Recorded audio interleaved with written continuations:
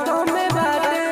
जान झूठो के करत रू परेशान नहीं हर से भोलिया लगा जाता रे भौजी हो बुबका के मुखिया के गाड़ी ना बात बबाजी हो लागता पूरन का नहीं हर के जाता रे तोहर यार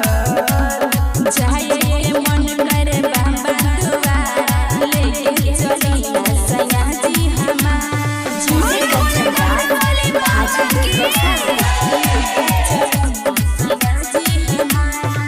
सुल्तानगंज में जल भरी के जाके चढ़ाई बसी बजी के अरे देवर उमर जित सुनी ना कुछ रहुए करी ना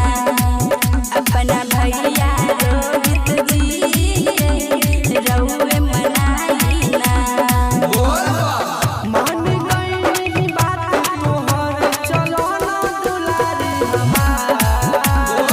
आपदी भोला जी सुनी पुकार जल हर जई सब परिवार KPS Recording Studio, Risna Bazar, Mधेपुरा।